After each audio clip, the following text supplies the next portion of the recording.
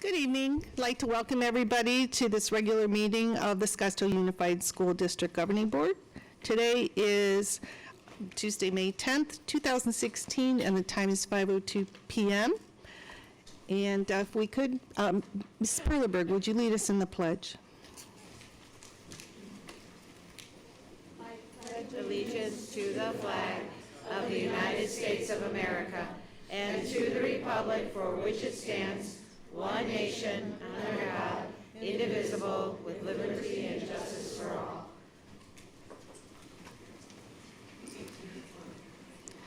Thank you. Mrs. Kirby, would you start the roll call, please?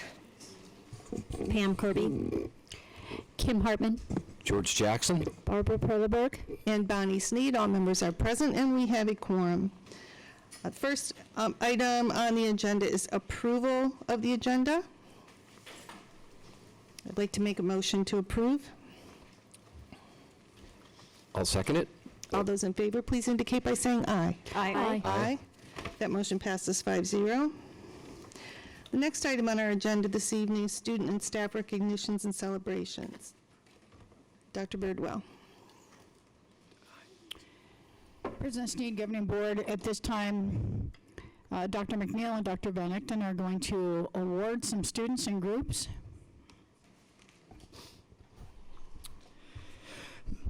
Madam President, Governing Board members, Dr. Birdwell, and Lisa, I have the extreme honor to acknowledge some of our outstanding schools tonight. So at this time, I would like Principal Gail Holland from Chaparral, Principal Michelle Ottstadt from Copper Ridge, Principal Sheila Miller from Cochise, Principal Chuck Rantala from Hohokam, Principal Amy Moore to come forward to the podium, please.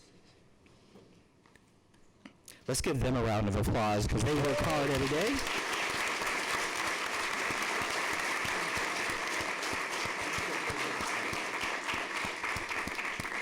All right. The good news, Chaparral High School, Cochise Elementary School, Copper Ridge School, Hohokam Traditional School, and Navajo Elementary have earned the A+ School of Excellence Award from the Arizona Education Foundation for 2016.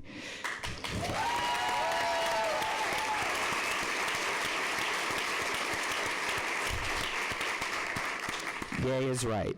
This is the second time that Chaparral has been honored with this award. Chaparral first received this honor in 2012. This is the first time for Cochise, Copper Ridge, Hohokam, and Navajo for this award. Winning schools are recognized for their ability to meet the needs of their students' population, both on academics as well as non-academic basis. The evaluation of each school is based upon a lengthy, trust me, lengthy written application and a rigorous, trust me, rigorous site visit by teams of judges. Preparation and application includes feedback from all stakeholders, including students, staff members, administration, parents, and community members.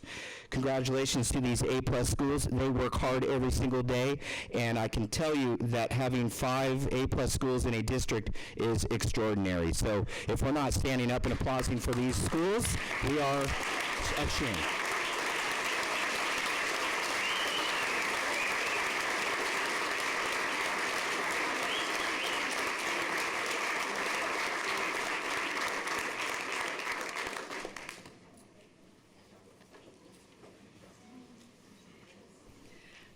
I did want to say, if any of the board members want to know intimately what's going on within the district, grab one of those applications and read it. It's fascinating. Amazing.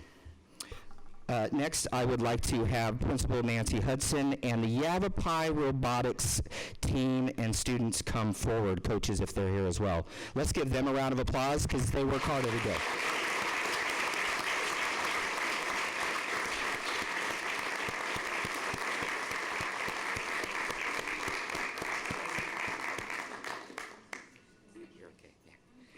Yavapai's robotic team, the Thunderbirds, have been invited to the first LEGO League FLL North American Tournament of Champions. This event gives 3rd through 8th grade students the opportunity to compete against other top teams for the United States, as well as other countries. The FLL North American Championship will be held May 20th through May 22nd at Legoland, There's worse places to be in Carlsbad, California. We wish the Thunderbolts good luck, and go get them at Legoland. We're so proud of you. Thank you for everything you guys do. Thank you. Woo!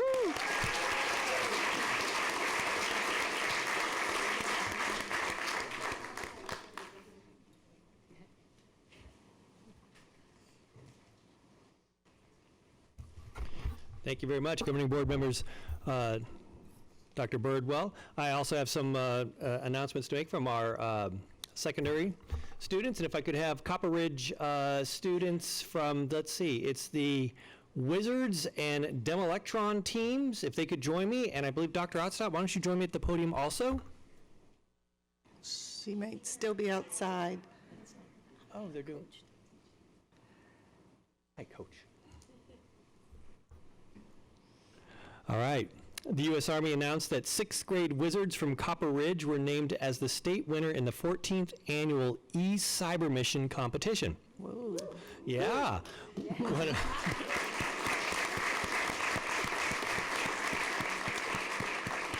Oh, great. There's Dr. Outsett. Nice work, gentlemen.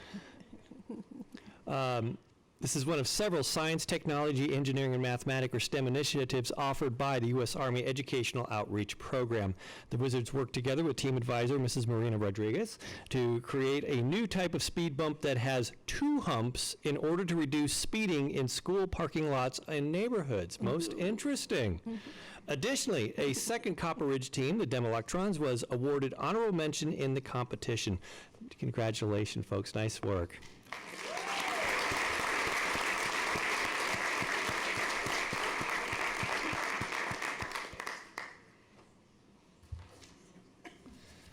Next, if I could have Arcadia students, Saif McPherson and Itze Blanco Diaz, join me at the podium. And if any of the Arcadia, sorry, did I get it wrong? You got it. Correct me, help me. Apologize.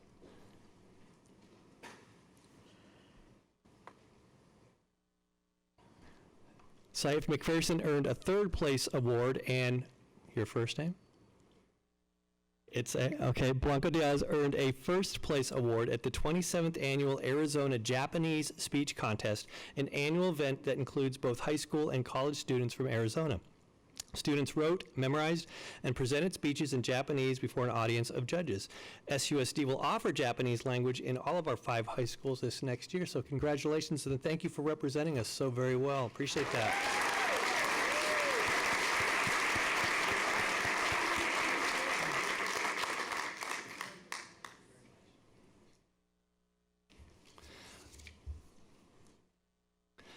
Next, if we could have the Desert Mountain Art Show winners and Mrs. Wilford join me at the podium, that would be great. I saw her here. There she is.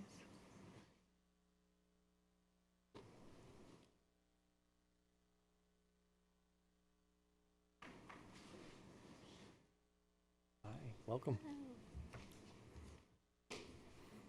Congratulations to visual arts students from Desert Mountain High School who won top honors in the Congressional Show Competition sponsored by David Schweikert. Carson Zick, who is unable to join us this evening, won 1st place for her charcoal drawing. She and her artwork will travel to Washington, D.C., where the artwork will be on display in the Capitol building for 1 year. Rain Apodaca, thank you, Apodaca. Sorry, it's a cold read here. Won 3rd place for her fashion illustration, which will hang in the Congressman's Arizona office for 1 year. Nice work. Both of these students were also awarded scholarships. Honorable mention was awarded to Adam Montoya. Adam was unable to attend us this evening. Additionally, Caitlin Baxter, a Fashion and Textile 3 Honors and AP student, was recognized by the Schemmer Art Center for her felted neckwear design entitled Volcano. Caitlin was awarded a scholarship, and her work was exhibited at the Schemmer Art Center this spring. Nice work. I might give just all of these to you.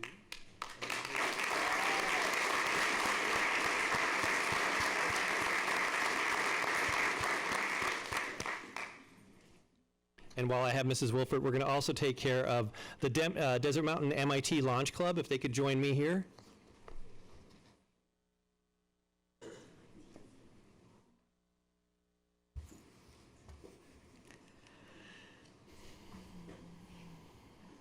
guys can move over for photos if you want.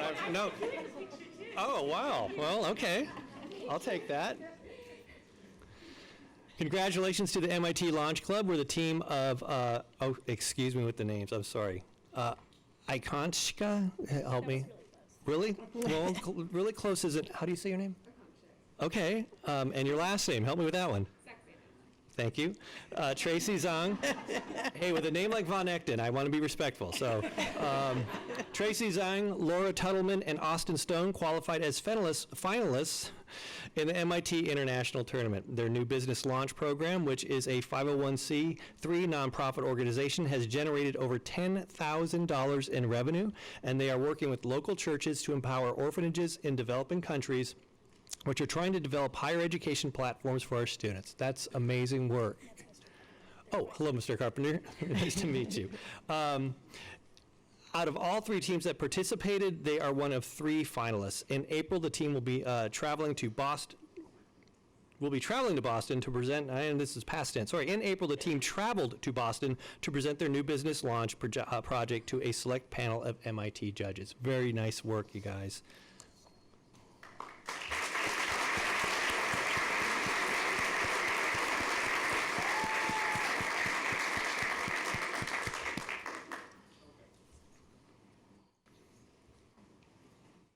That's all for Desert Mountain, sorry. That's. All right, we have some EVIT students, if we could have them come up to the podium. This is East Valley Institute of Technology. These are our students that travel there for some of their special programs. All right. We got one. And who are you? Bronson Brown. Bronson. Congratulations. I'm glad you could join us tonight.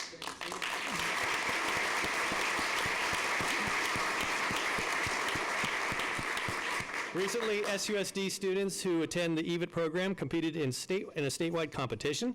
The following SUSD students earned awards. In the Skills USA competition, Automotive Service Technology, Nathan Culpa from Desert Mountain High School earned a silver award. Welding Fabrication, Bronson Brown from Saguaro earned a gold award. Nicely done.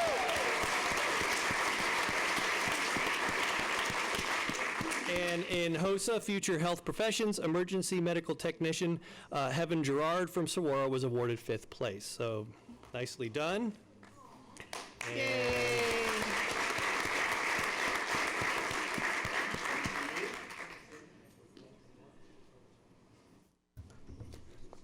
All right, and lastly, Dr. Kyle Ross and students from the Student Advisory Board are here to share some of their work. Thank you.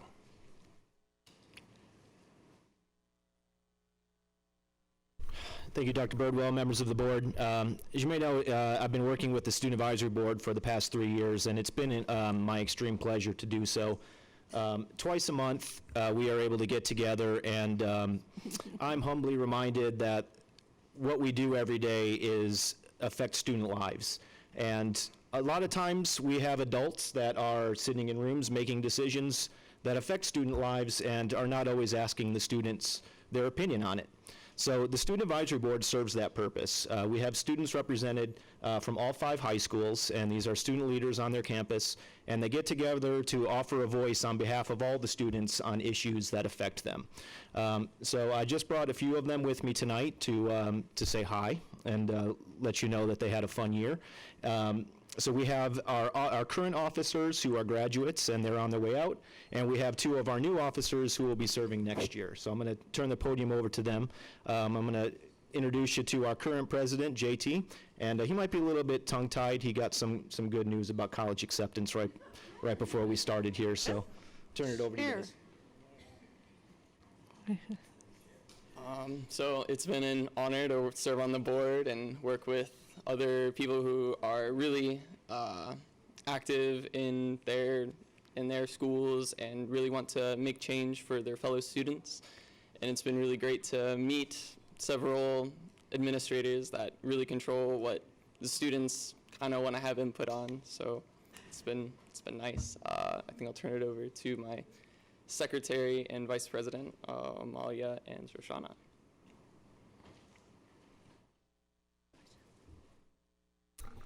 I'm Shoshana. Amalia and I just wanted to say how thankful we are to have been on this board. We've both been in SUSD for 12 years. So these past 2 years serving on SAB, it's been really cool to see what goes on behind the scenes. We've had some super cool opportunities to talk to individuals that have a lot of power in the district. So to give our input was really amazing. And here's Amalia. We want to thank the district for all of the opportunities that you have provided us with as seniors, and looking back on the past 12 years. I cannot express how thankful I am for everything that the district has done and all of my teachers have done for me, and we hope that you will continue to work for students in the future. And now it is my pleasure to turn it over to Sarah Dorsch, the president of SAB for next year.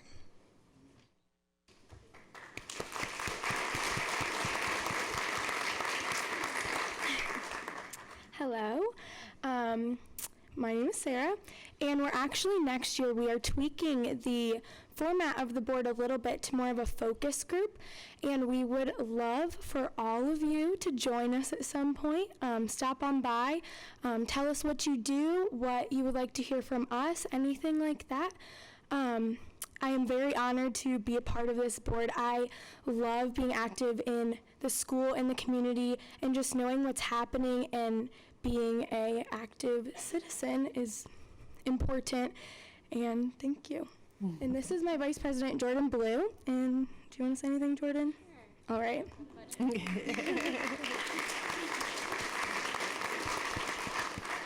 So I'm Jordan, and I just wanted to mention briefly that this year I got the opportunity to serve on the budget committee, and that's one of the neat opportunities that the members of SAB have. And it just really gives us the opportunity to see what goes on behind the scenes, because we don't, as students, it's about us, but we don't really know what's going on a lot of the time. So that's very interesting, and it's a unique opportunity that SAB provides. So there's that. Thank you. Congratulations. JT, but tell us where you got into school. Yeah, what good news. We like good news. And congratulations on graduation. Good luck to you. I found out about 30 minutes ago that I got into UC Berkeley.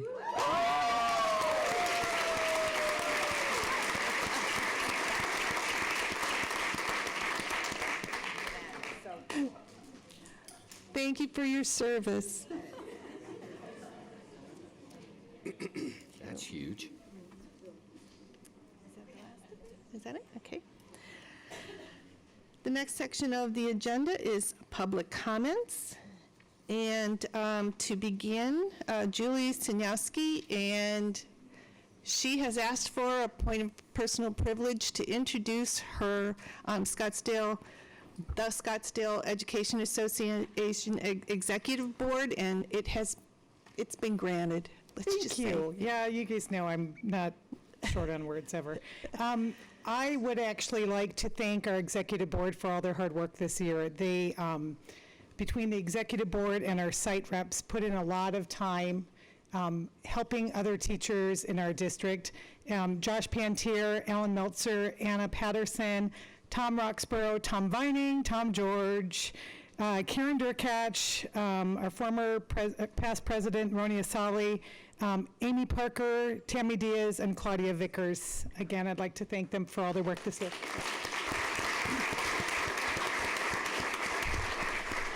Don't start yet. No, I'm kidding. I'm kidding.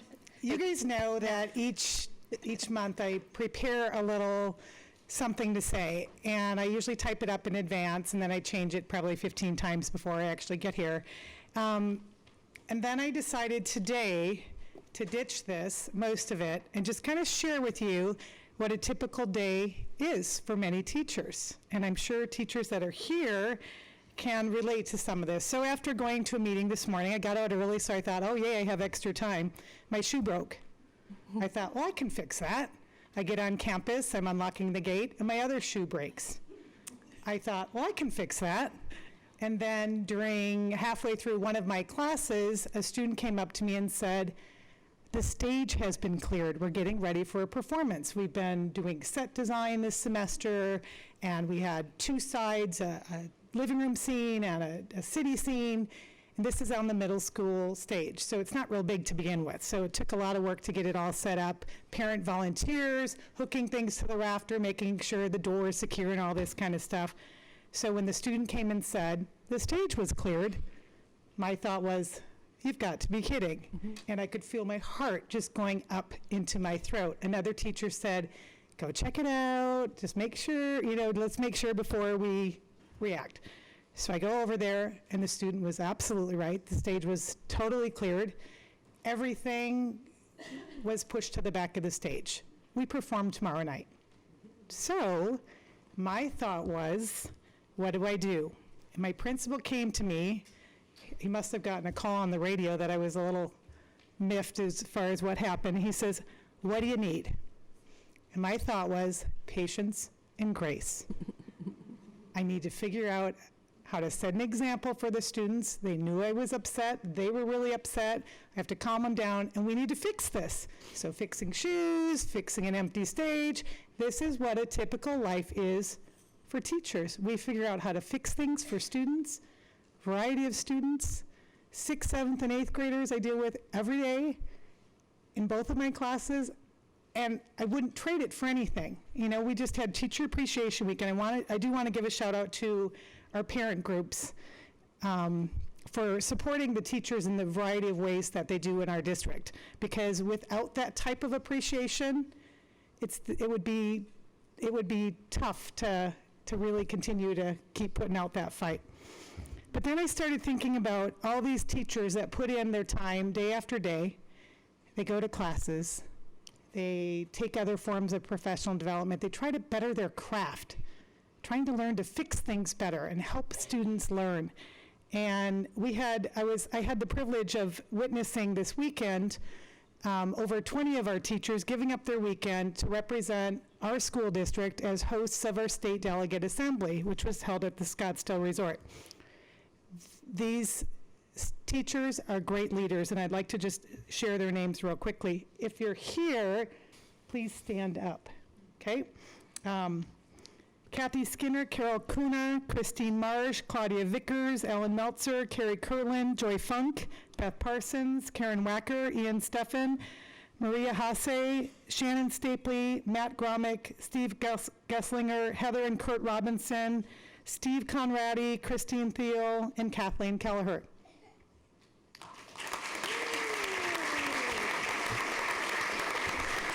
And for many, I feel like I'm at Desert Canyon stage. For many of these guys, this was their first year going, and we're developing leaders in our district, so it's very exciting. We develop leaders in our district in other ways too. When teachers plan extracurricular activities, we see all the great stuff here at the board meetings. Something we don't see is the effort that goes into planning field trips for our students. Students, these are lifetime memories. I'm sure everyone here can think of a field trip they went on at some point in time in school.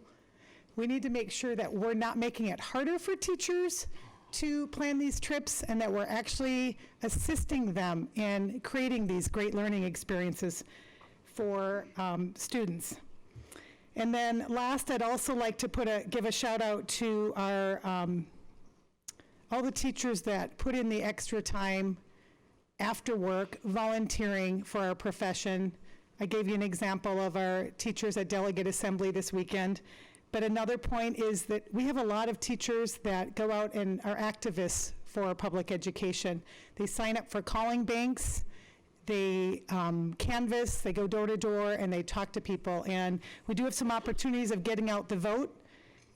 This weekend, we'll be meeting at Arcadia Park at 9 o'clock on Saturday. So those of you interested, please come and join us. And thank you for the extra time. I know you gave it to me.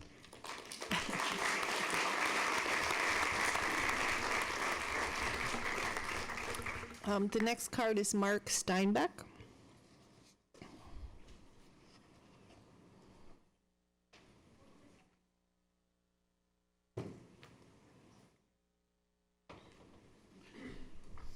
Good evening. I'm Mark Steinbeck, a parent of 2 students at Redfield Elementary, a kindergartner and a 5th grader in the Contained Gifted Program, CGP.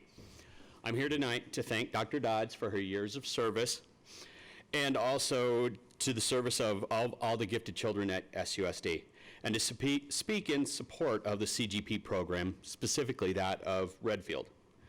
The CGP program is a place for gifted students to grow and excel as a whole student. It works because of the collaboration between the teachers, the different classes, and the individual students. Our classes are adjacent to one another and are in chronological order from 2nd through 5th grades. When a 2nd grader joins the CGP, they know the course that's plotted for them as they age at Redfield. There is a continuity for the children as they know who their teachers will be in the upcoming years. The teachers work well with one another and have a consistent method of teaching, focusing on the prompts of depth and complexity. These prompts are used in each class according to the understanding and maturity of the students. All ages have opportunity to interact during events such as our gifted field trips, like the recent trip to Kartchner Caverns. I helped chaperone a group that included children from each grade. This allowed the younger students to develop as they study with the older children, while the older students got to take the role of teacher, helping the younger students.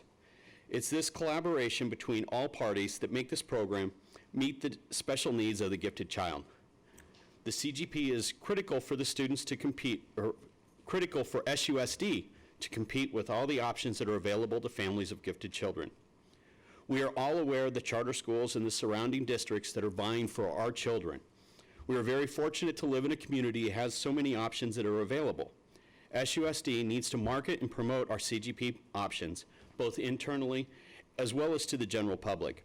We need to let outside families know that there are great things happening at Redfield and SUSD so that we are the choice for the gifted families. We need to better promote internally to the other elementary schools that students identified as gifted can join CGP schools and benefit from the full immersion in the gifted classroom, rather than being treated as gifted for an hour or two each day. The gifted child is gifted all day long, not just in a specific area of study. We also need to better promote to the teachers of our youngest students so that the gifted children can be identified at even younger ages, and we can grow the program to include our 1st graders. My daughters were identified young, one prior to starting kindergarten, the other being tested as a kindergartner. We're fortunate that Redfield is our neighborhood school, and we're happy to have the clustering of our girls with other gifted children, but a 1st grade CGP option would be even more beneficial to their needs. To summarize, the CGP at Redfield is our choice for our girls. We know we have options, and we choose to be here for the development of the whole child, academically, emotionally, and socially. I ask for your support to continue and to expand the Contain Gifted program at Redfield. Thank you. Thank you.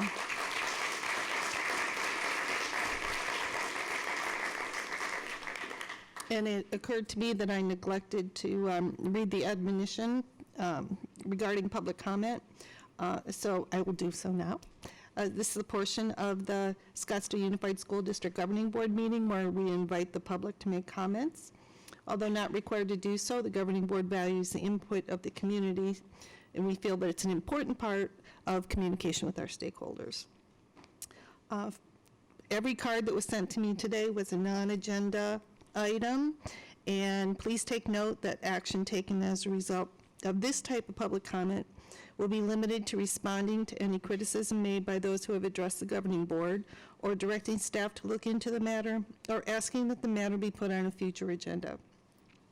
Pursuant to ARS 38-431.01G, no other discussion or legal action is allowed. Please keep in mind that public comments represent personal view of the speaker, may contain incomplete or inaccurate information. If the item is on the agenda, we encourage audience members to stay and listen to the discussion pertaining to that agenda item to gain a more full understanding. There's a 3-minute speaking limit, and Vice President Perleberg will hold up cards indicating the time remaining.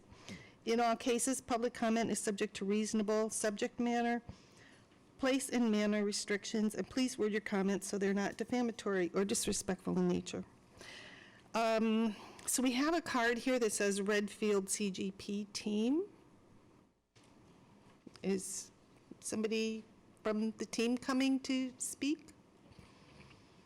And we're going to need some names on the card here for our minutes.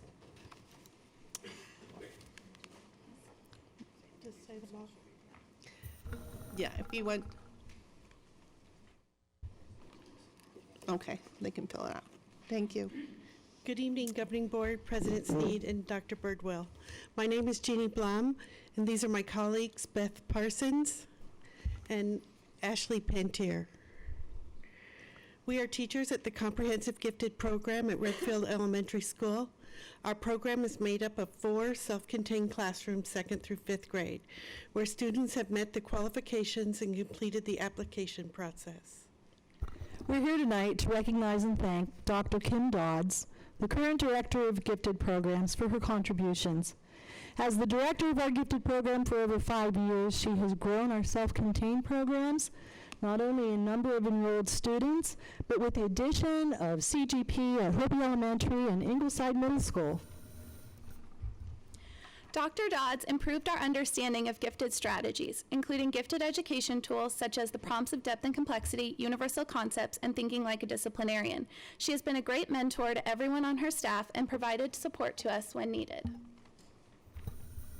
In addition, Dr. Dodds has created curriculum for our gifted department and put new identification practices into place.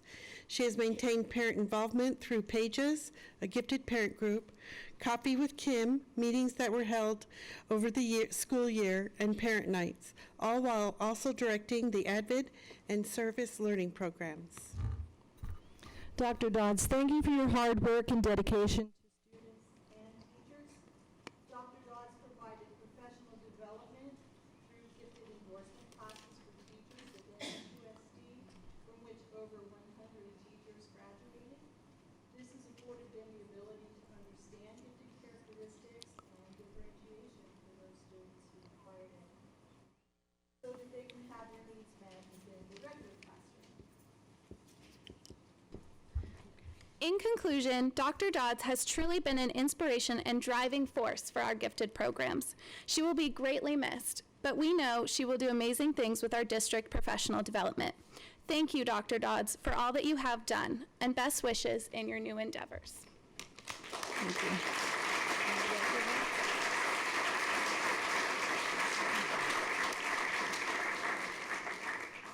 you. Zachary Cuppy.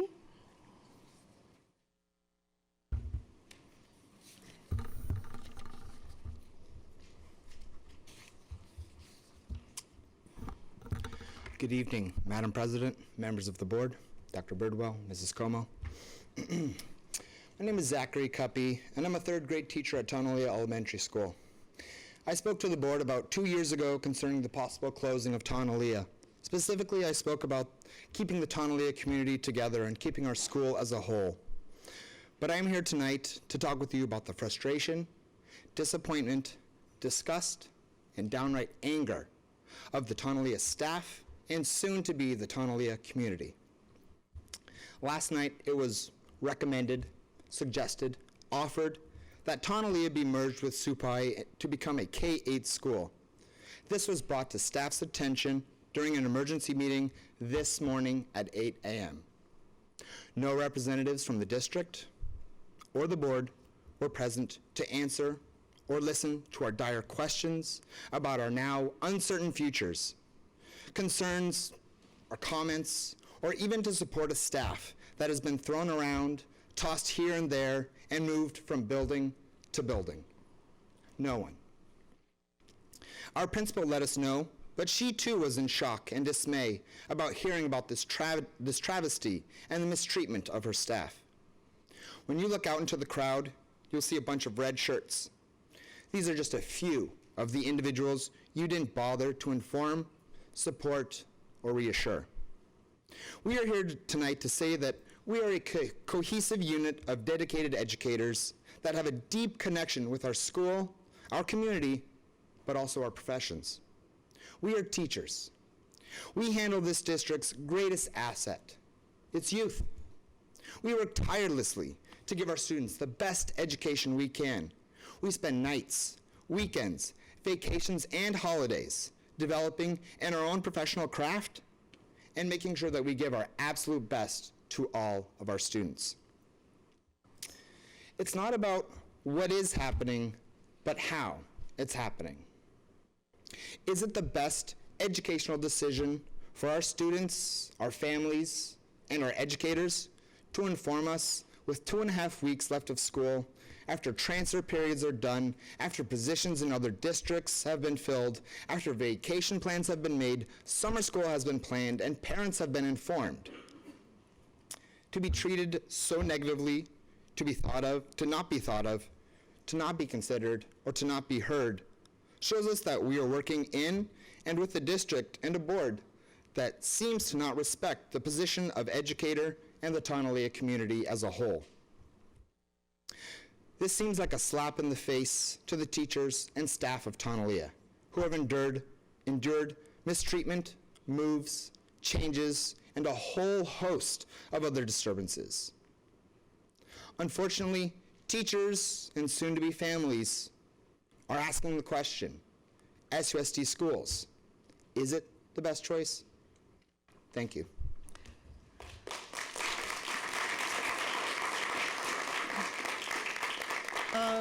Steve Conrady?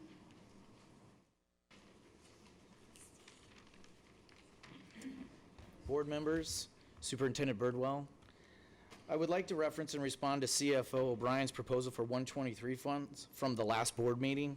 I understand that these figures aren't final and are contingent upon voter approval.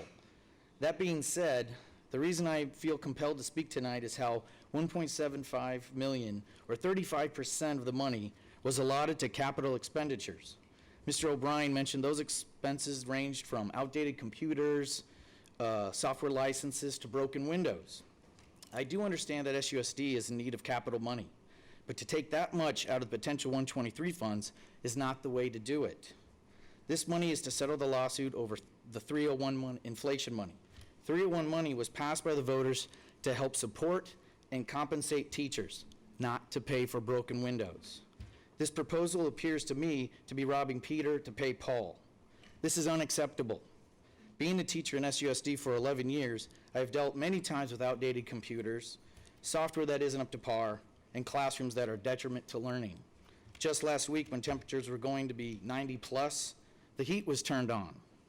My first 2 third hours were, let's just say, a little warm. In spite of these drawbacks, I did my job. I instructed my students, and they learned the material. My point is, teachers are the most important and valuable resource in the classroom. When things go awry, and they do, teachers still do their job. We are the ones who instruct, engage, and impact our students. We, the teachers, make the difference, not broken windows. Funds coming from Prop 123 must go to the teachers. That's why I'm so angered by the current proposal of more than a third going to capital incidentals. And it further angers me when I hear those capital expenses have been already budgeted and paid for. Why is this money being banked when it should go directly to the teachers? If Prop 123 passes, our district will be given a great opportunity to fulfill its promise to build trust and boost morale. As they negotiate with Meet and Confer, they could show us that they value teachers above capital expenditures. If they stick with the 35% amount, then we know otherwise. As I mentioned before, I'm an 11-year teacher here at Coronado and have been through the hardships of no step or horizontal raises, increased class sizes, and having to do way more with way less. I've helped with the many efforts to pass the override for SUSD, which was on my own time. I stood by the district when it needed me. It's time for the district to stand by me and its other teachers. Show us that we are valued, that we are more important than broken windows and old computers. 123 money must go to the teachers of SUSD. Anything less is inexcusable. Thank you for your time.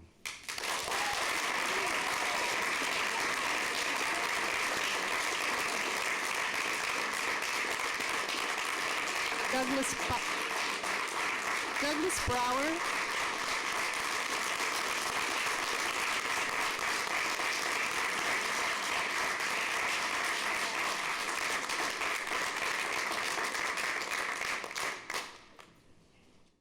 I called a name. Douglas?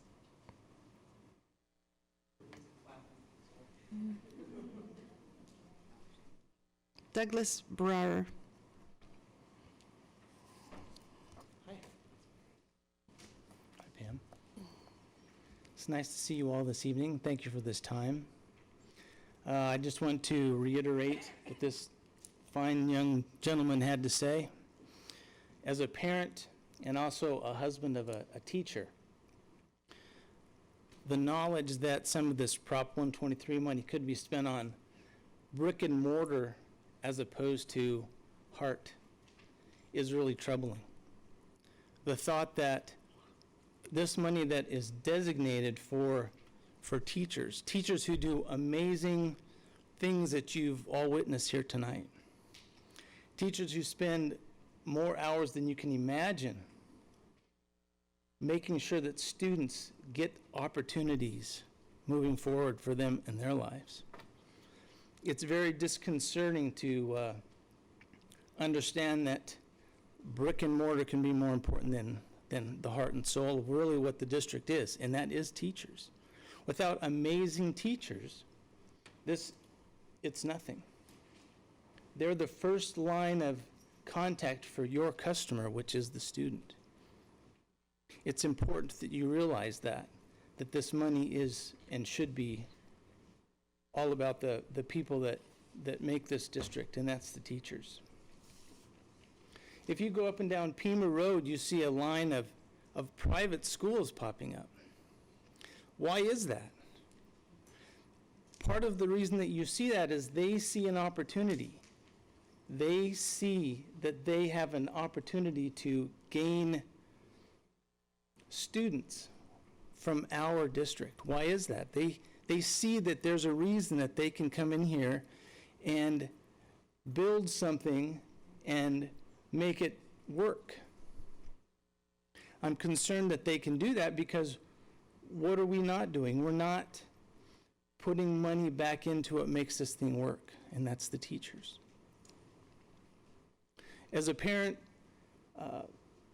you have to think about what is best for your family. Now, I have one gone, one just about to leave, and it's been a great educational place for them. But sometimes I think if it were right now and I had to make a choice at this moment to start my kids off at school, would it be the right place, knowing things of this nature, things of Prop 123 money should be guaranteed to teacher salaries, and you're considering putting it into brick and mortar. So I'm really thankful for the opportunity to talk to you about that, and it's really heartfelt from me. And I think that you'll see that if you would put that to a vote from the people inside this room, that the vote would be totally about using that money for the heart of this district, and that's the teachers. Thank you for your attention.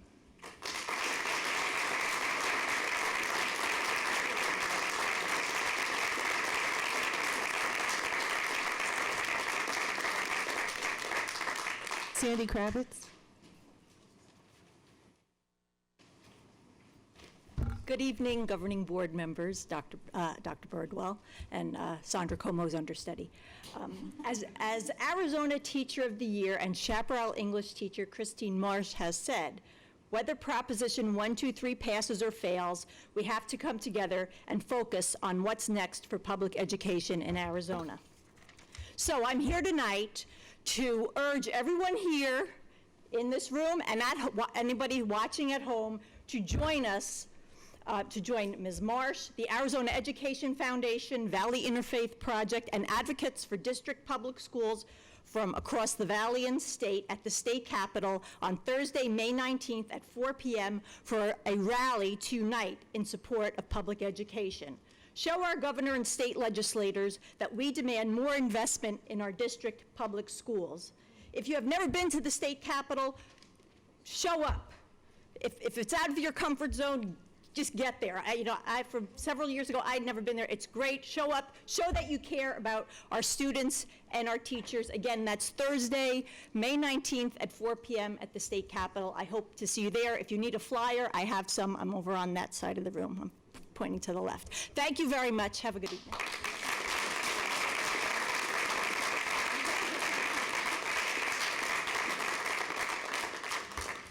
Do you have comments? Okay. Next item on the agenda is a superintendent's comments. Dr. Birdwell. President Steed, Governing Board, this evening I'd like to bring to our attention, first and foremost, that we lost a graduate of Arcadia High School recently, Navy SEAL Charles Keating IV. He was, from all reports, as we look back, a wonderful student and a great exemplar individual of our community. So I just wanted to acknowledge that we have a fallen soldier that was one of ours. Now, moving forward, I want to do a couple thank yous, and then I have some comments I'd like to make about some recognitions that we've had. First, Julie, if you'd just stand for a moment. I don't think that we thank SEA's president very often, and so I'd like to publicly thank you for your service and your leadership. We're coming to an end, and I know it's been a long year, one that has been riddled with political battles, and you have made it through those. So thank you for your service and continued leadership.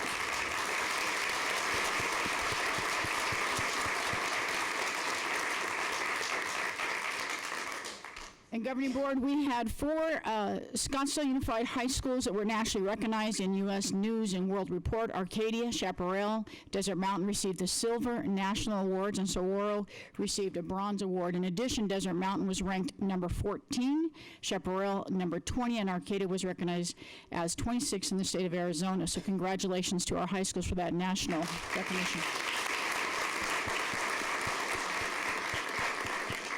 Also, Arcadia High School was recognized as No Place for Hate. On April 27th, the Anti-Defamation League recognized Arcadia High School as one of 21 Arizona schools and one of 7 Arizona high schools as No Place for Hate. The ADL presented a banner to Arcadia this morning, and we are very proud of the stance that they have taken.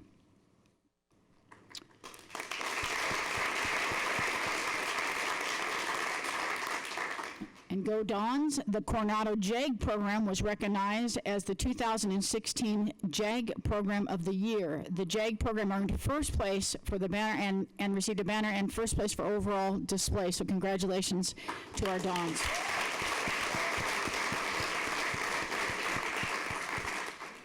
And recently, we were at the Charros banquet on April 22nd, where we recognized outstanding educators and high school student of the year. I want to thank everybody for attending that and for the Charros for putting that on and their continued support of our district.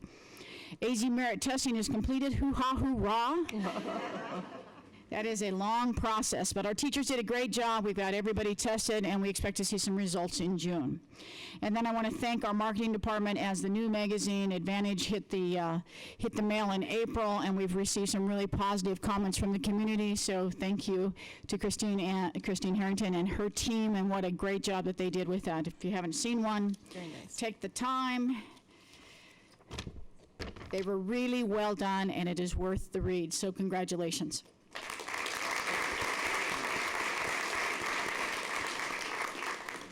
Couple other points I'd like to make. We have begun the process of looking at design and programs, and we've begun that review process.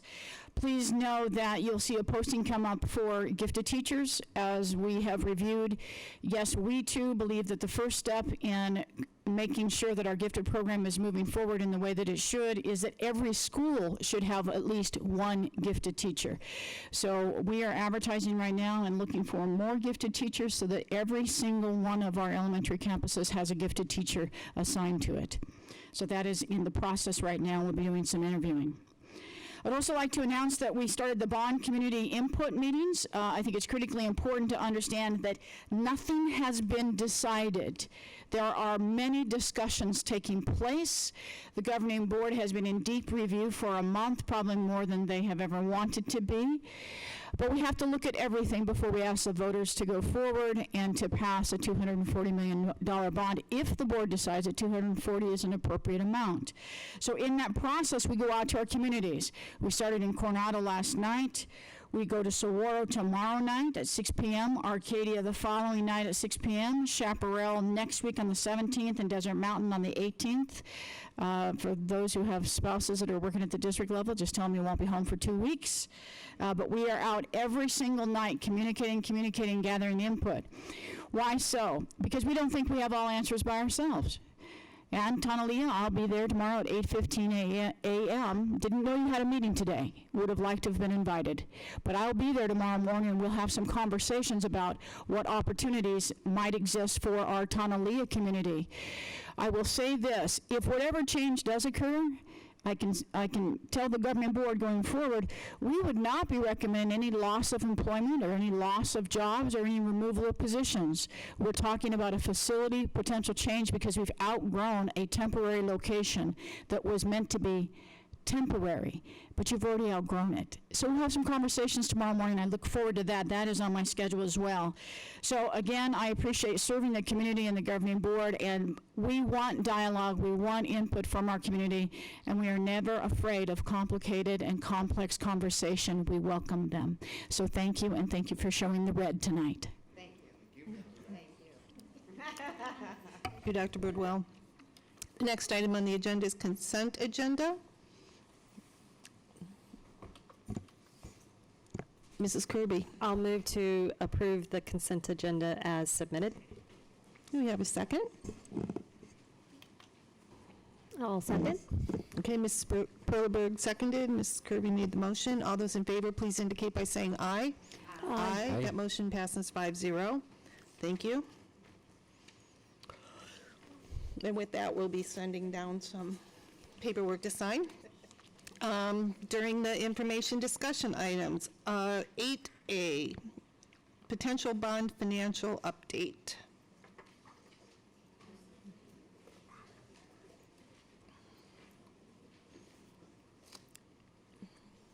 Mr. O'Brien. Where's Terry? I think Terry's going first. Yes. So, good evening. We'll have Terry go first since he looks more prepared than I am.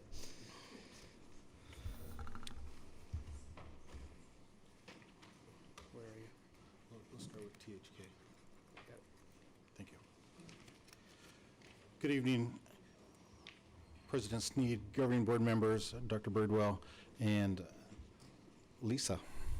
Tonight it's my pleasure to introduce to you Mr. Gary Aller. Gary is the president of the firm Education Facilities Development Services, and he is working in collaboration with the firm THK Associates in Aurora, Colorado. Gary and Peter have been working on a district enrollment analysis, and he is going to work through those slides and show you some very exciting and interesting information.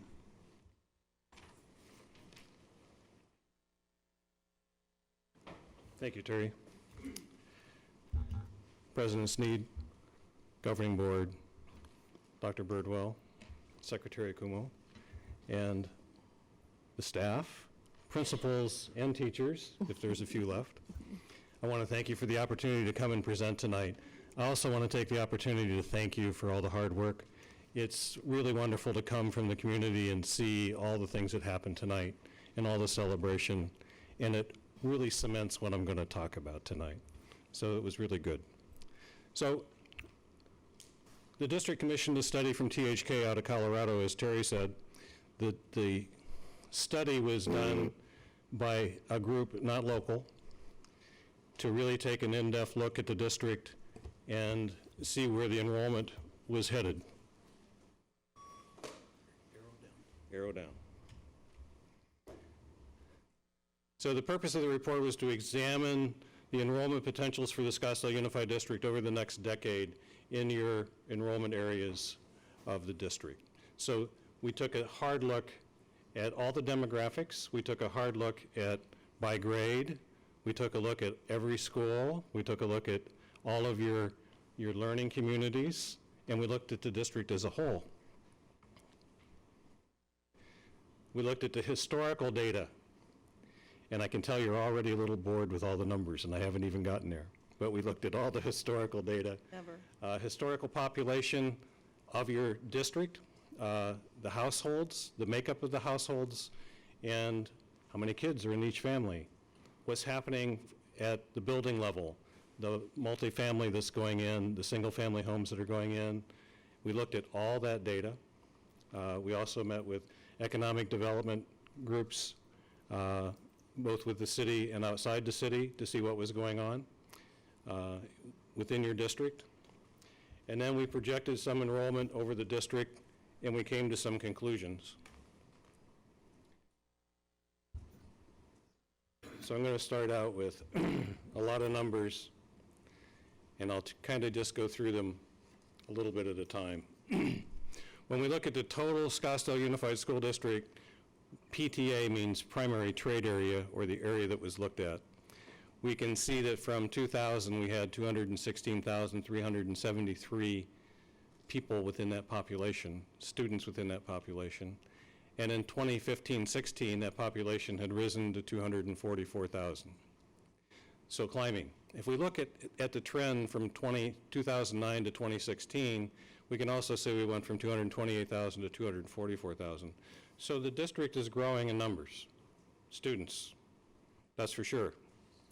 When we look at the next column, which is the population 5 to 17, we can see that the population is still growing some, but not at the rate that you would expect. And why is that? Because it's changing demographics. When we look at the Scottsdale Unified School District enrollment, if we go from the 2009-2010, you have 27,000 to 24,000.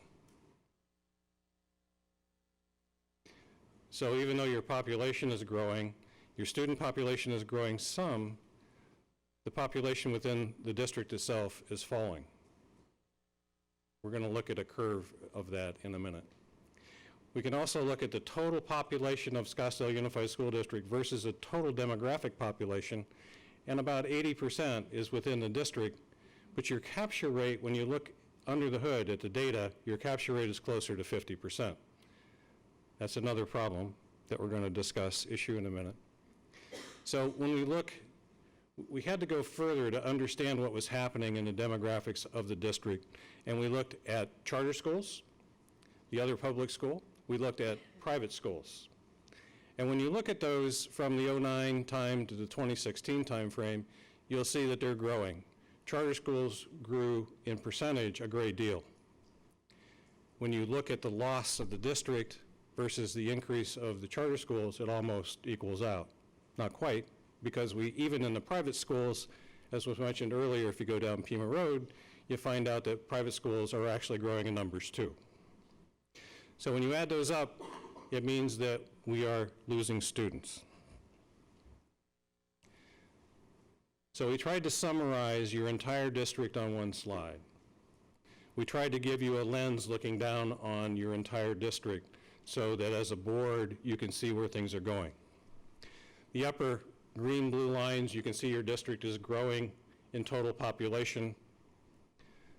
The next black or gray line and the red dashed line are the district itself. And let's focus at the moment on the red dash line.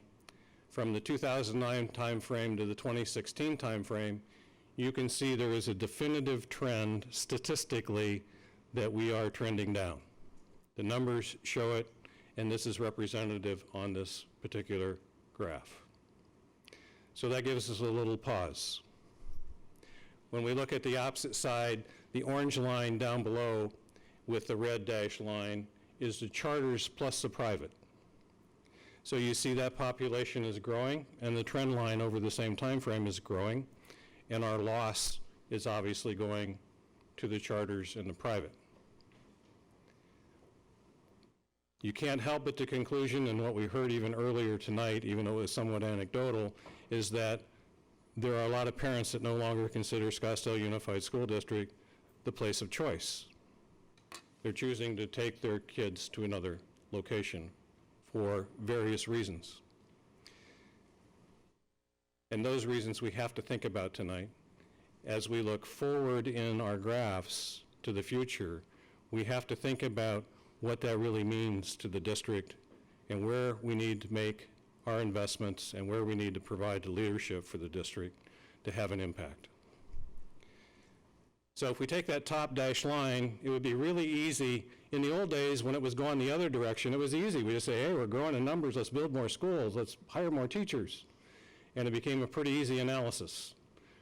When you look at the line going down, it becomes a difficult analysis, because what's the answer if we project that trend line, which is a solid base trend line, over the next 10 years, we're going to lose 4,000 to 5,000 students, we're going to shutter schools, we'd end up laying people off if we continued on the same trend that we've been on. At the same time, the private and the charter schools, when you look at this, continue up. So the good news that we see in this graph is if you look at that gray line, the last 2 years, it started to level out. Do we know why? Again, not enough information to be a full trend. Have the charter schools started to slow down because the market is mature or not? We see more private schools coming in. We see a charter school, a big charter school on Shea coming in. So the trend line going down says that the market probably is still going to continue down. Will there be a maturing of the market? Probably. Okay?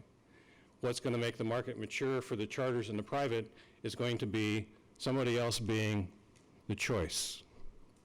Because we're still growing in numbers. Those kids have to go somewhere.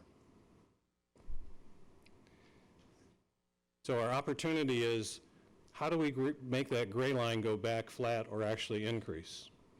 And the line as it shows up there actually maintains your current capture rate in the next 10 years, and on average, it shows us coming back. But we have to make some changes to get there.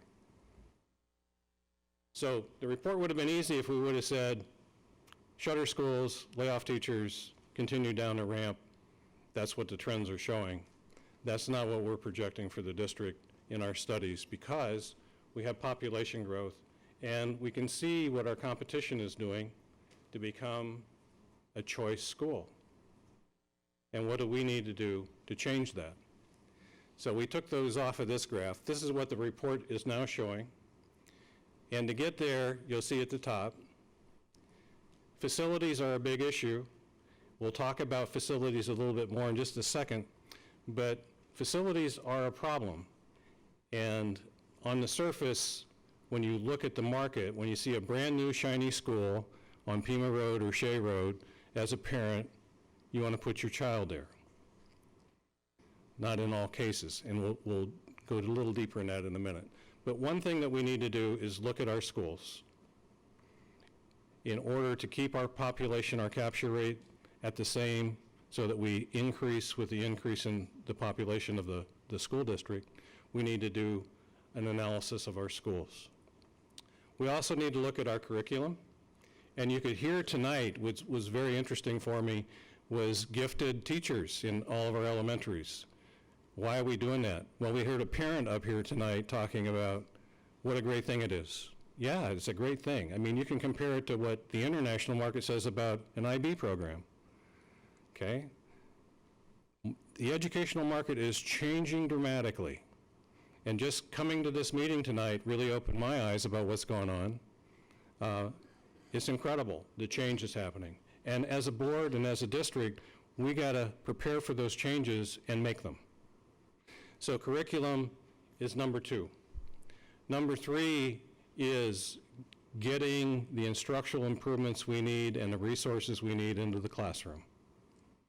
And by no means am I saying that our teachers are poor, that your principals are poor, because you can just stand here tonight and tell that you have some of the best that there is. What they need is the resources in order to continue their performance and continue to improve, which is what Dr. Birdwell talked about is going on right now in the process of looking at everything. So when we look at schools, we can also say old schools are a problem, but also part of the problem is whether we're really offering a 21st century learning environment, which has been really shown to improve the outcome. And if we are, can we design facilities that lend themselves to a 21st century classroom? So it's not just new facilities, it's the amenities. And the reason that we consider this in the analysis is simple.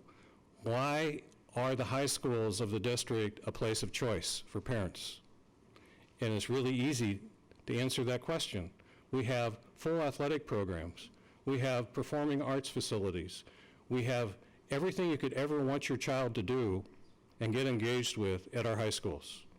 The competition in the marketplace doesn't have those amenities. for a lot of reasons. When we look at the elementary schools, can we have amenities that make a difference? Absolutely. If the amenities had makerspace, they had gifted classrooms, they had collaboration space, project space that supported a 21st century learning environment, then that would be a place I would want to put my child if I was a parent. And that's the feedback that we've gotten. So when we look at this graph now, those are the things that need to be considered and leadership provided to get there. If you do those things, just those three things, then you'll have a great opportunity to reverse that trend line that you saw in the first graph. The other thing that we did, we took it one step down and we looked, I'm going to skip a couple slides. We looked at each area, each chaparral, and what you see in chaparral is that trend line at the top matches pretty well with the enrollment trend line. So they're doing very well when you take that piece out of the overall graphic that I showed you a few minutes ago. When we look at Desert Mountain, that trend line is the wrong way. And obviously, when you look out at the end, if we extend the trend line, we will continue to lose total student population to just a little above 6,000. But if we implement certain things with our facilities, our curriculum, and our learning environment, we feel that you can reverse that to 7,300, 7,400 students. That's a big difference. So that's a good target district that we need to place some emphasis in. Saguaro, another one, big, huge difference if we can get in and make the changes that we need to make and provide the leadership and the resources that we need. Arcadia, doing pretty well in their trend line. You see that's going up, but still opportunity, obviously.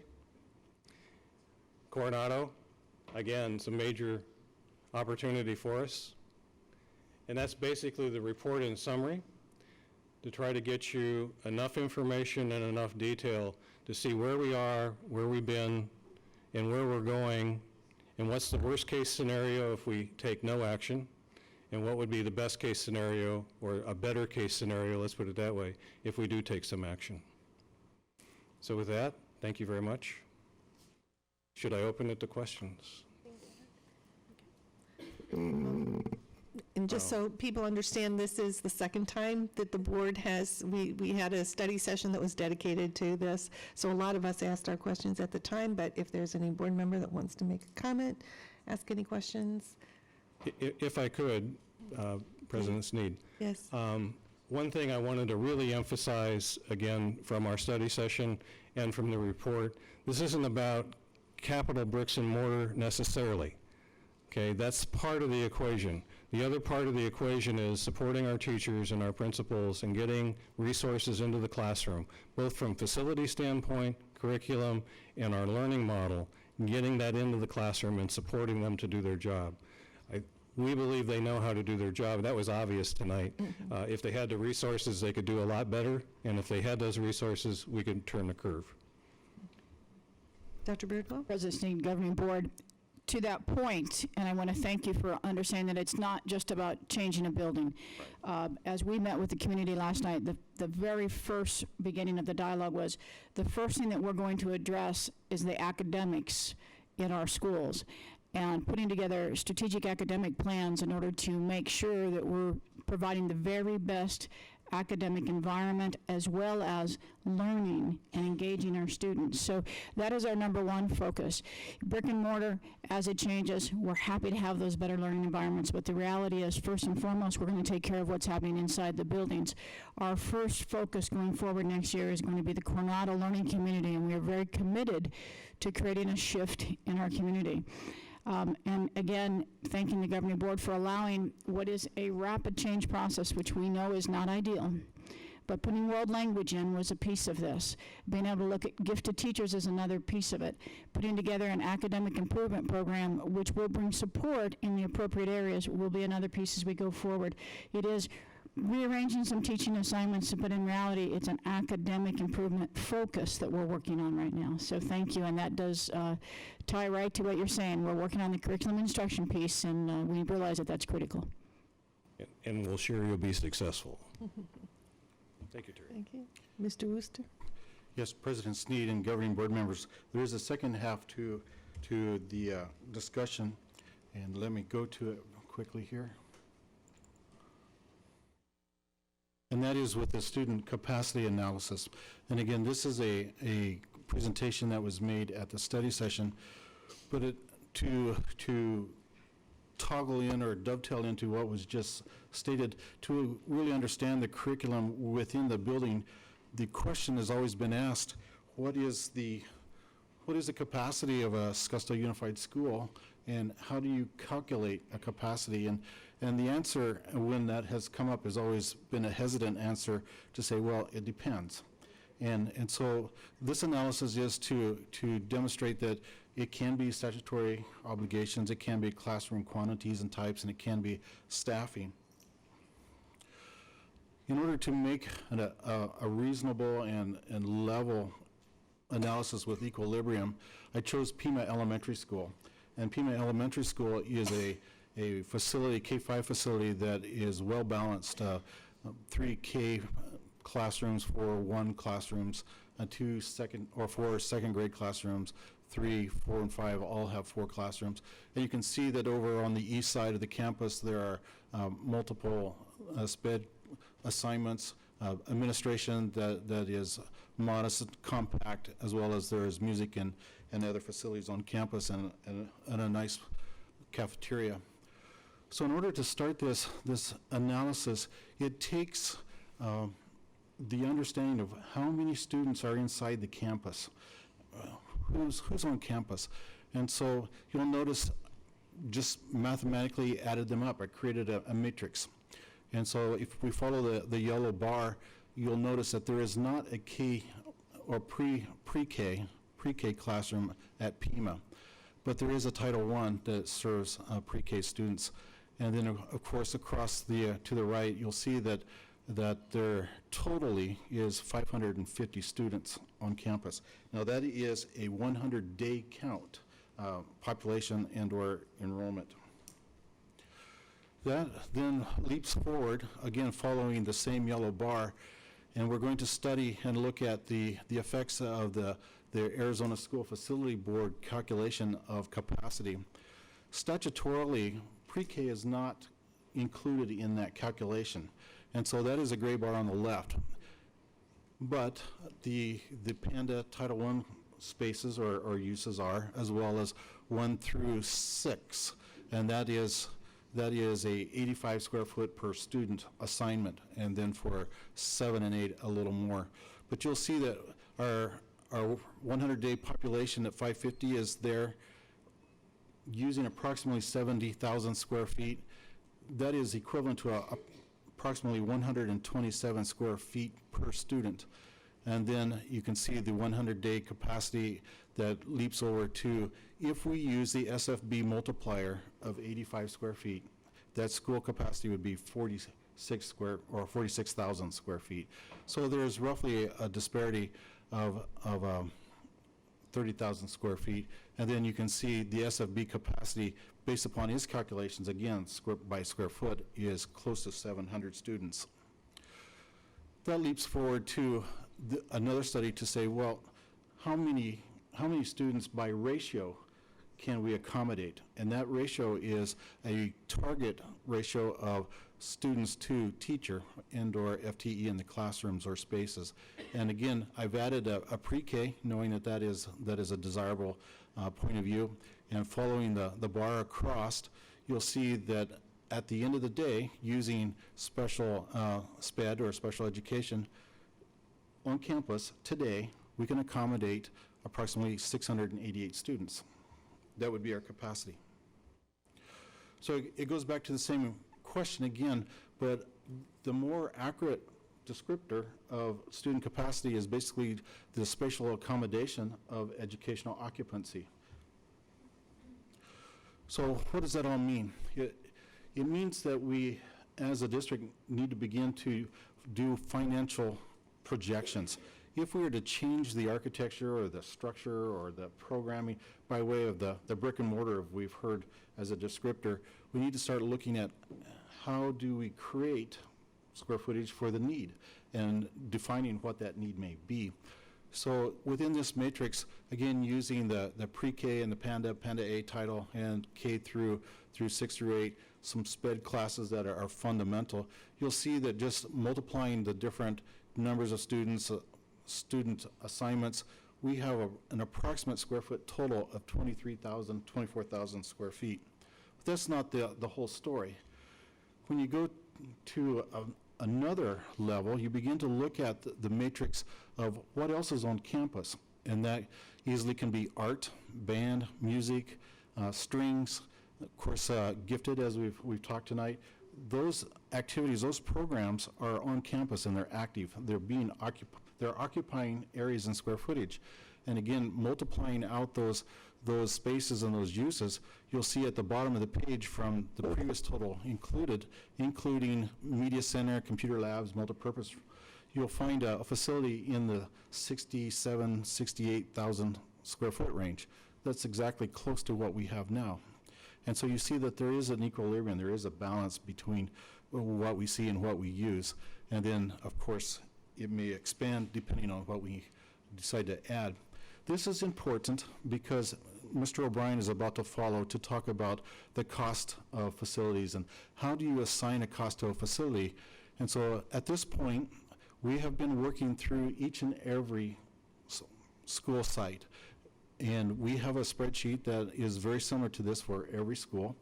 And we're starting to look at what are the actual facility needs and or the facility needs that relate to the programming and or the educational needs on campus.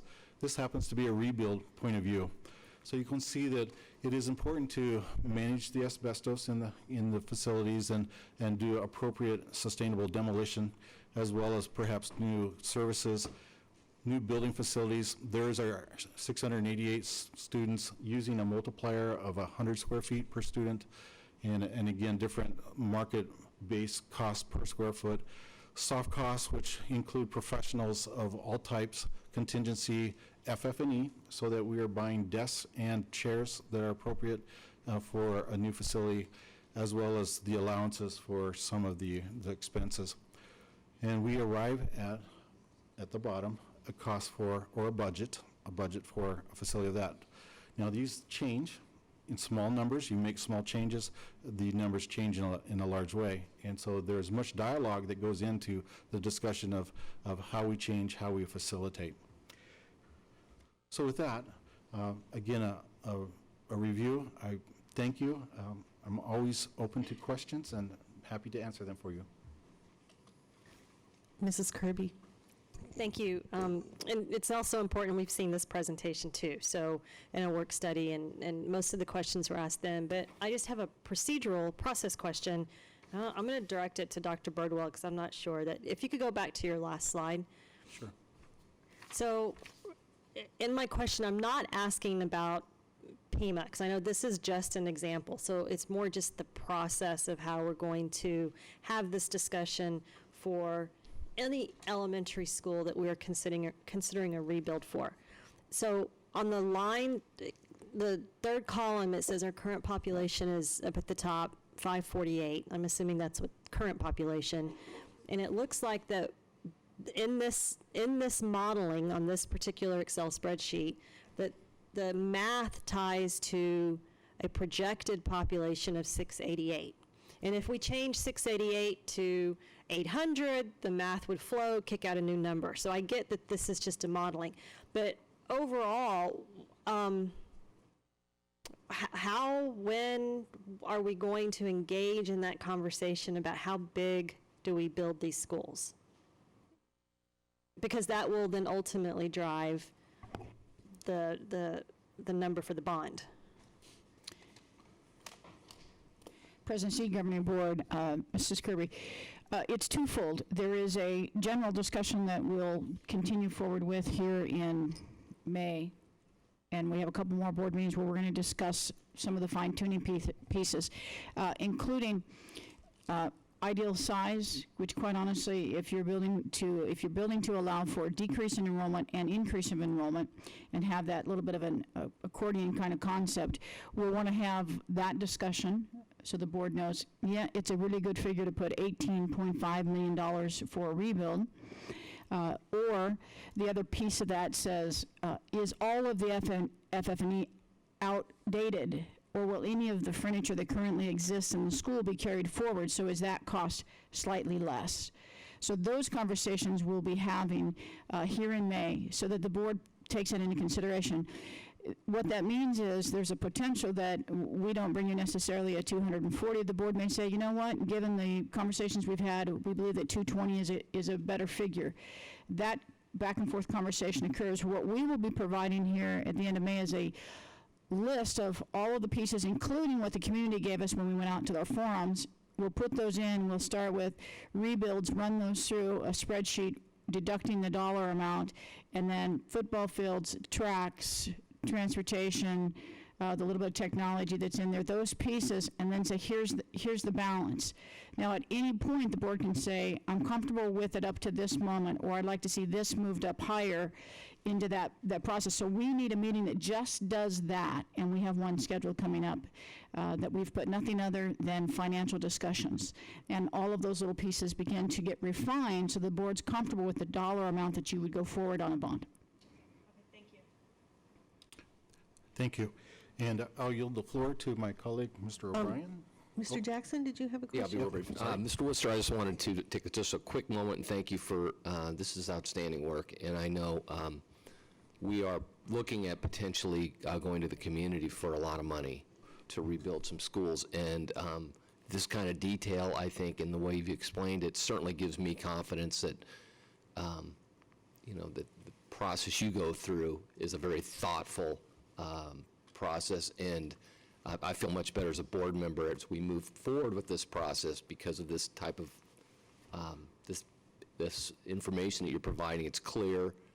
There's a lot of it. Frankly, it's a bit overwhelming, but it's clear and easy to understand. Anyway, thank you. You're doing good work, and I wanted to thank Dr. Birdwell for putting you on this full time, because this is a big job, and I think if it's I feel much better. We're moving, it seems like warp speed right now, and but it's not out of control. It's very controlled.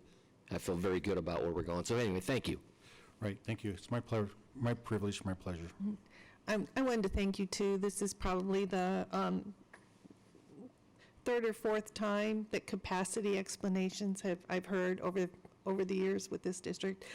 This was clear. It's the most clear that I've ever seen as far as just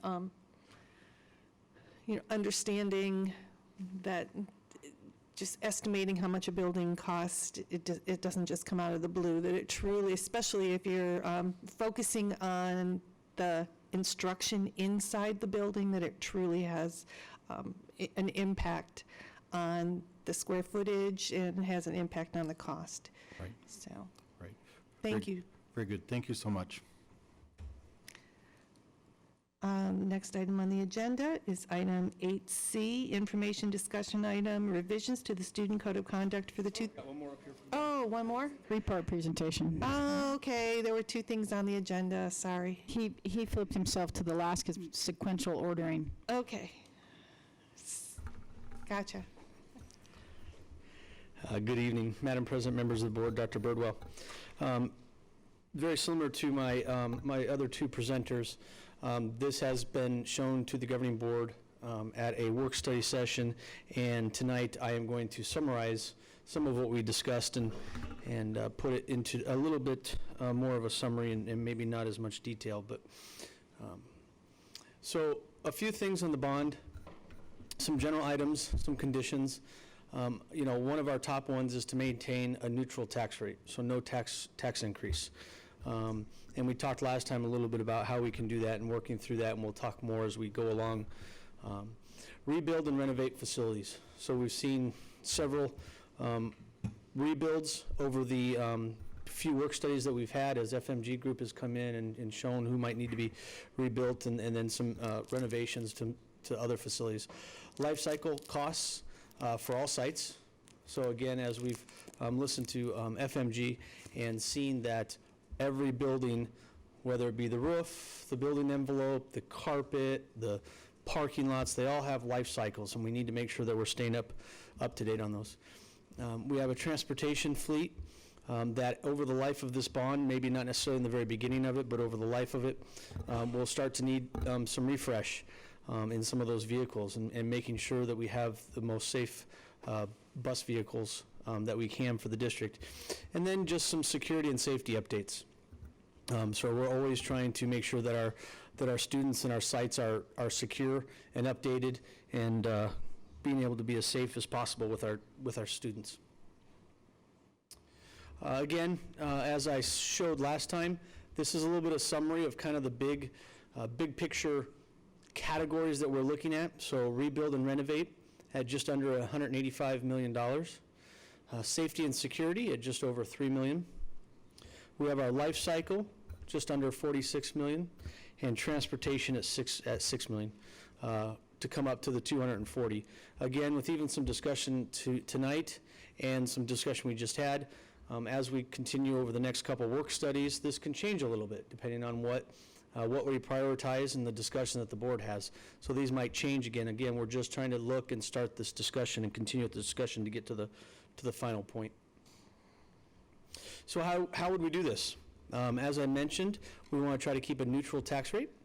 So we are looking at 61 cents for the life of the bond. We are looking at having one sale of $40 million every spring.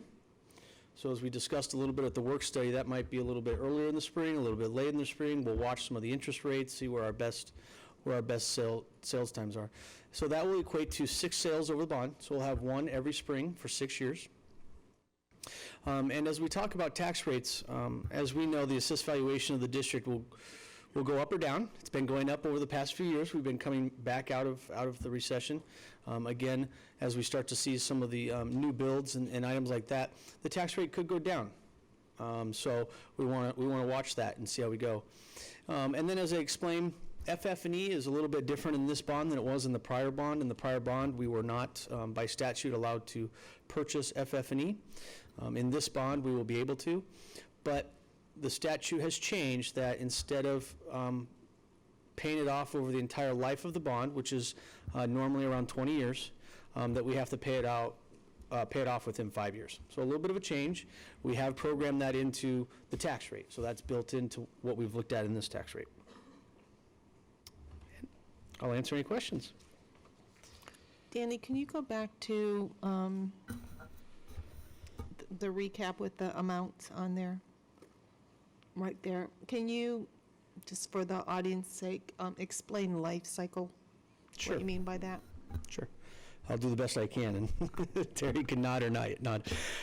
So life cycle, as we've been seeing over the couple work studies, as FMG has been doing their work, just like your home, just like your car, just like a lot of things, large assets that you buy, a building has a life cycle and the pieces of the building. So let's take a roof, for example. So a roof could have a 10, 15, or 20-year life cycle.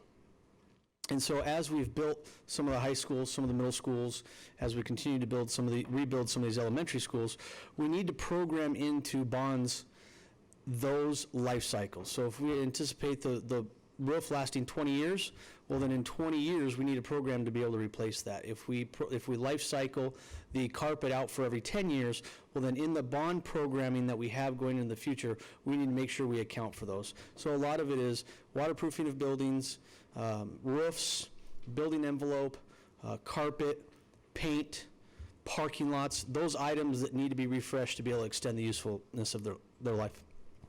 Thank you. Mrs. Kirby. Okay, and to that point, for those watching the meeting, those life cycle discussions have been happening parallel as well in our work studies. And I brought my book tonight just to show the inordinate amount of detail that the board is getting to support whatever figure ends up in that book. Is any of this, Dr. Birdwell, on the website yet? Any of the schools? Have we? I believe we just I believe we were putting the summary up only. But in addition to that, this was a 12-month process for the life cycles, but we are asking that they expedite some of the other pieces because we know we have some leaking problems in some of the newer buildings. So we have asked for a roofing life cycle for every building in the district because first and foremost, we want to keep everything under the roof dry. So the first thing we want to make sure is that whatever bond we do, we fix those leaks in those buildings. So that's critical. And of course then weatherproofing, which is outside painting, in order again to seal those buildings to keep everything inside dry. So those are two things that are forthcoming yet to the board, but they tie very much into that life cycle piece because there are other schools outside of the rebuilds that quite simply have roof condition issues. So we're behind. Okay, and so President Snead took the words out of my mouth with respect to her comments earlier with the prior presentation about having just the level of detail we're getting on the first line, the rebuild and renovate. I share that same sentiment, not only with the rebuild renovate, but also with the life cycle, which is the second biggest number up here. We have, as a board, and it's therefore public information, I mean, down to the toilet of when a toilet in a specific school is going to need to be replaced 5 years from now and what that cost is going to be. So I am gaining great confidence in how these numbers are shaping up because it's a build from the bottom up, and we have all the detail to support whatever the answer ends up being, and then we go from there. So I want to thank you and the team and the consultants for the work on this. It's been great.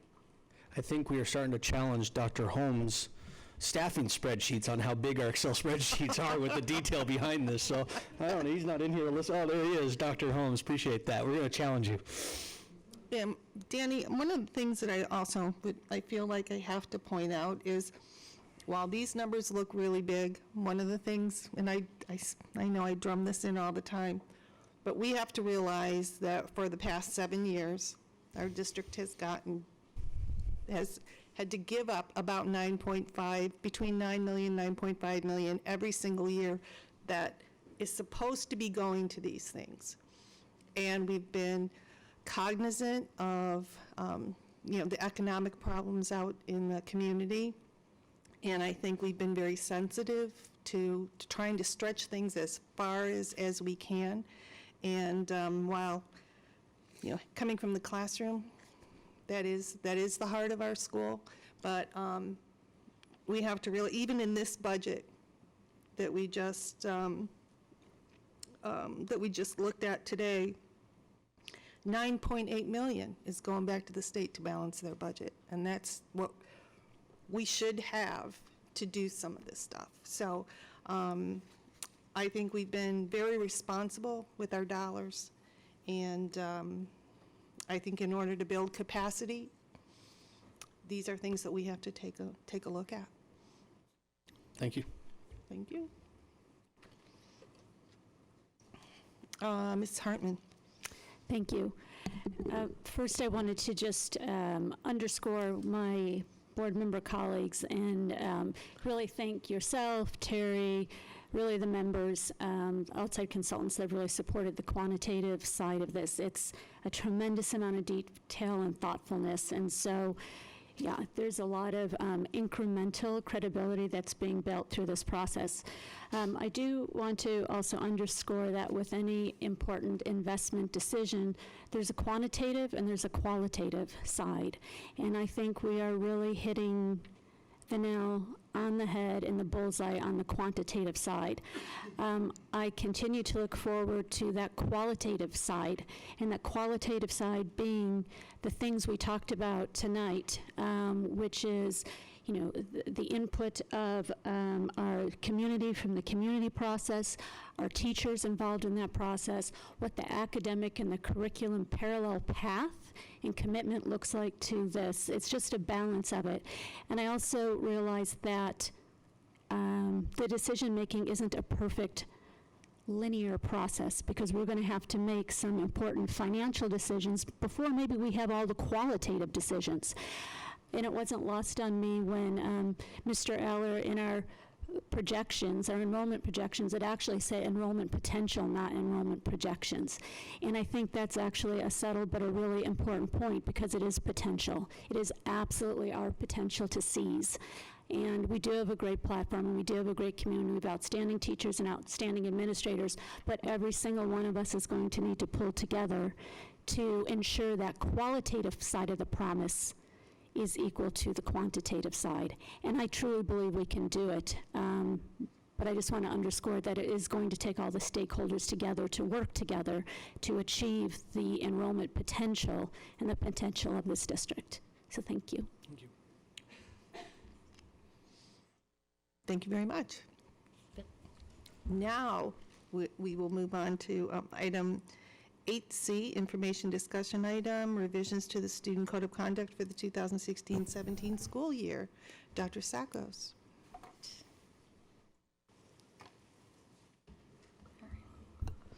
Madam President, members of the board, Dr. Birdwell, and Lisa, you didn't get your own nameplate there this evening, and Miss Lisa. Tonight, I will be presenting the Code of Conduct update for the year and talk about safe and supportive schools as it relates to goal number 6. Each year, we have a Code of Conduct committee that reviews our student Code of Conduct, and they're so excited that many of them just have been standing in the back all night. I was going to ask them to stand, but wave your hands to our dynamic, a few of them at least here tonight, Code of Conduct committee that represents really K-12 of our administrators and specialists on our campuses and at the district level to review our Code of Conduct.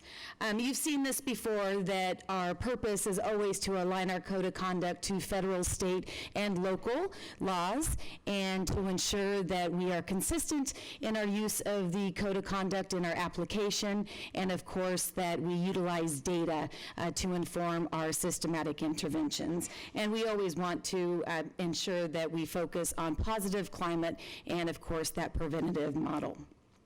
The board goal alignment that we have familiarized ourselves with over the last 12 months, board goal number 6 is that cultivating a safe, structured, and supportive learning environment, and the Code of Conduct in the work we do in student services helps us do that. The measurements of effectiveness I listed here, many of which are new this year and are baselines that we're going to be collecting data on, and the subsequent slides that I provided to you give us a snapshot of what we'll be evaluating at the end of this year. So this is really some mid-year work and much of the data that's been collected either through first semester or through April. And so I'll go through it very quickly, but naturally if you have questions at the end of the presentation, you can let me know. So information about our student assistance programs, our psychoeducational groups that are supported through many of our grants that we're gathering data on, that we report to our grants that in terms of sustainability. Our office discipline referrals that go from August to April. We're seeing right now an increase so far. 2016 increase in tobacco, defiance and disrespect. Our e-cigarettes, surprisingly, are something that, or I should say not so surprisingly, are popular this time of the year. We're collecting and start to look at office discipline referrals based on protective class. One example is race, so we'll be looking at race, gender, and disability. This is just one sample of what we'll be continuing to collect. You've seen our Arizona Youth Survey. Our campuses just finished up with 2016. We'll be comparing that to 2014. These are just examples of what we'll be comparing it to. They gathers a lot of information from antisocial behavior to protected classes and at-risk behavior as well. So those are just some snapshots that you have seen before. Happy to report we did a celebration at our last board meeting on our Safe and Supportive Schools grant that came to a year end. Here are the findings that were released from the Arizona Department of Education on the final outcomes for Saguaro and for Coronado. So I'd be remiss if I didn't didn't pass that along, that were just released from the Department of Education in conjunction with the U of A Collaborative on the findings. And both Saguaro and Coronado fared very well in comparative to all of our other participating schools within Arizona. So we should be very proud of them.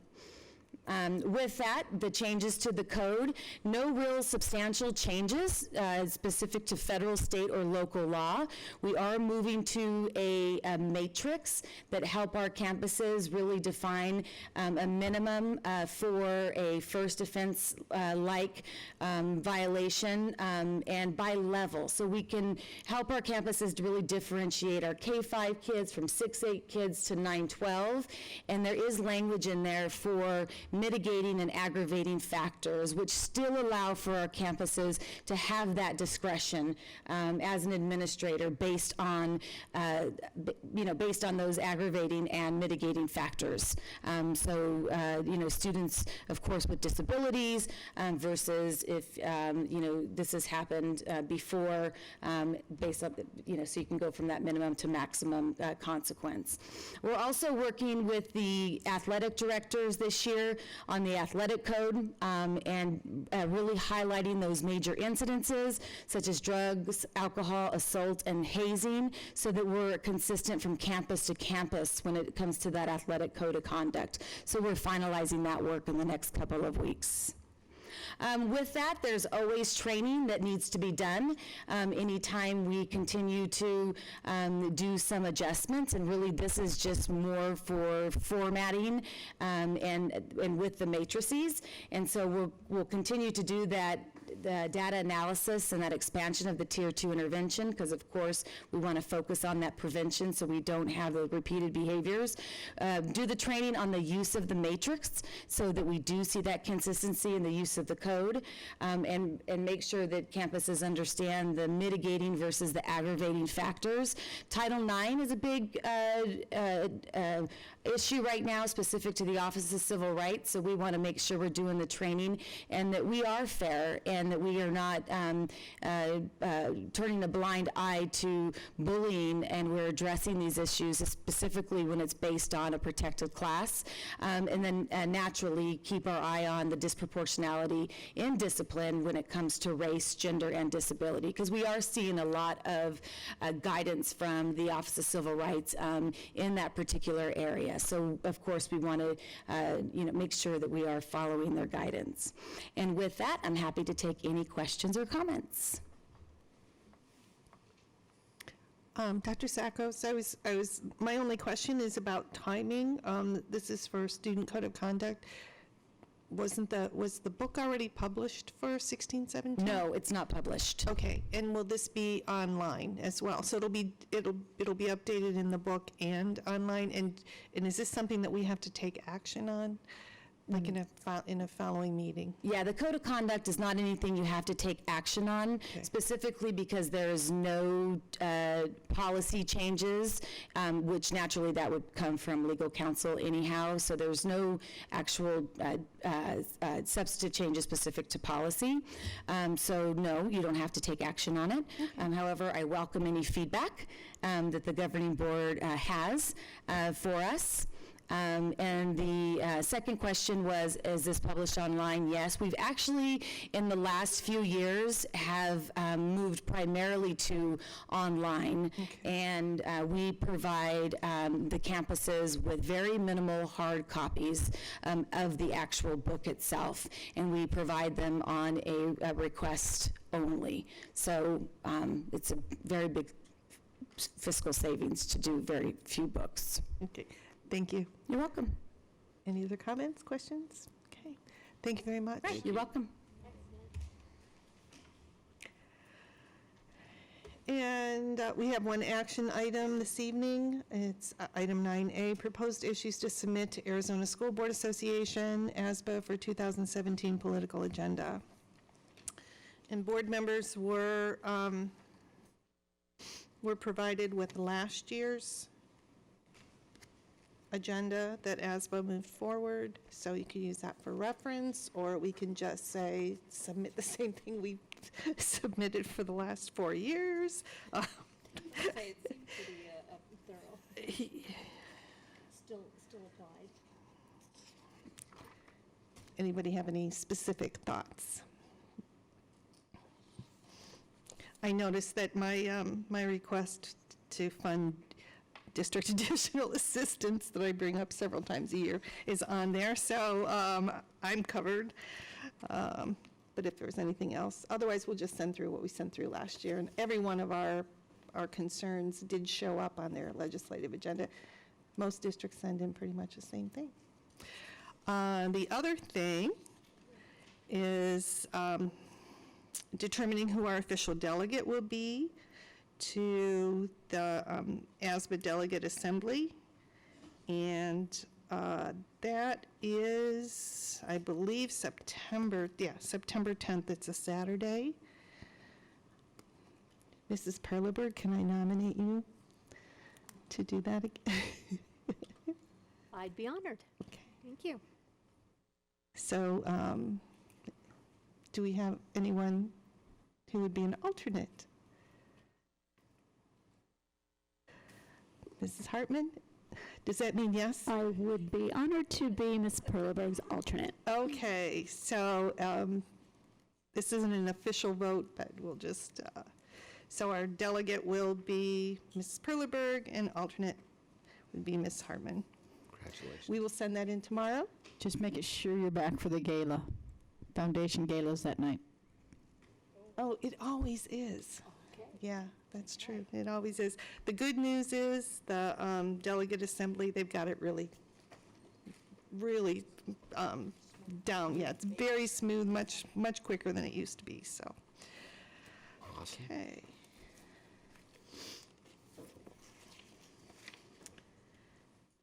The next item on our agenda would be future items. Board members may propose topics for future consideration. Again, our plate is very full. Okay. Dates of upcoming meetings.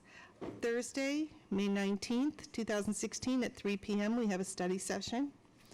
Thursday, June 2nd at 3 p.m. is another study session. Tuesday, June 7th at 5 p.m. a regular governing board meeting. Tuesday, June 21st at 3 p.m. is the regular governing board meeting regarding the budget. We also have an executive session, I believe, on the 19th, following the study session at 3 o'clock. And President Sneed, just as a reminder that any one of those might have personnel actions because it's the hiring season and we want people under contract as quickly as we can. But hopefully, June 21st, the only thing you'll see will be the budget, we hope. Okay. Are there governing board reports this evening? Mrs. Hartman? Thank you. Mine is rather brief since we have been busy with lots of extra additional meetings and preparation. From a community outreach perspective, let's see, attended the, with fellow board members and Dr. Birdwell, the Charles Outstanding Educator and Student Dinner, which really was quite an honor, and I was really happy to see our teachers actually honored as well as our students recognized there. From a community partnership perspective, Board Member Jackson and I participated in the Charles Education Roundtable to assess current program effectiveness and future programming possibilities. So the Charles continue to support our district in a very meaningful way. So appreciate participating in representing us in that capacity. And then Board Member Jackson and I, we apparently are partners in crime on some of this.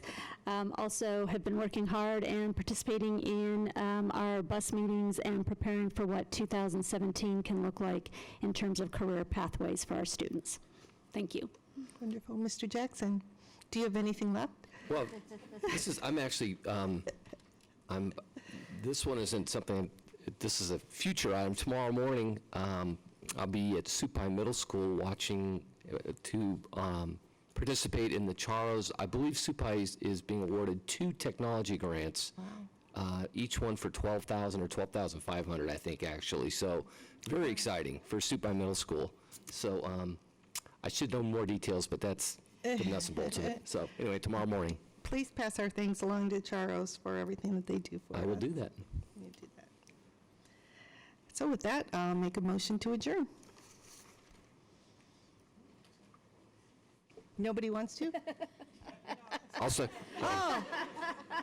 All those in favor, please indicate by saying aye. Aye. Aye. That motion passes 5-0. Thank you.